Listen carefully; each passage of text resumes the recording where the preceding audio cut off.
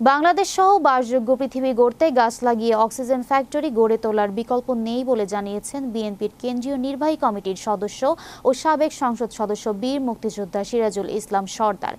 ঈশ্বরদী থেকে বিশেষ প্রতিনিধি টিএ পান্না জানান, পাবনা জেলা স্বেচ্ছাসেবক দলের সাবেক সিনিয়র সহ সভাপতি ও পাকশী ইউনিয়ন বিএনপির সাবেক সভাপতি মরহুম আব্দুর রহমানের দ্বিতীয় মৃত্যুবার্ষিকী উপলক্ষে পাকশী ইউনিয়ন বিএনপির পক্ষ থেকে হাশেম আলী মিলনায়তনে এই স্মরণ সভার আয়োজন করা হয়।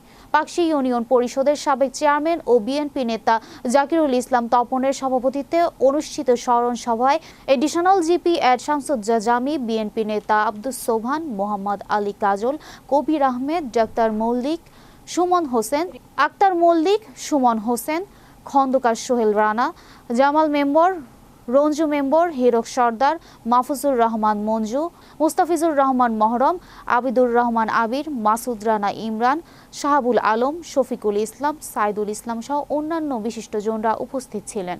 আলোচনা সভা শেষে মরহুম আব্দুর রহমানের রুহের মাগফিরাত কামনা করে বিশেষ দোয়া ও মোনাজাত পরিচালনা করেন হাফেজ মাওলানা মোহাম্মদ মতিউর রহমান। মোনাজাত শেষে উপস্থিত সকলের মাঝে তোবারক বিতরণ করা হয়। বিশেষ করে এই একটা গাছ মানে একটা অক্সিজেনের ফ্যাক্টরি এবং সারা বাংলাদেশে রহমানের মৃত্যু দিবসেই আমি আপনাদেরকে আহ্বান জানাবো যে সারা বাংলাদেশে 24% গাছ থাকার কথা। এই বৈষয়িক এই পৃথিবীতে সজীব রাখতে হবে।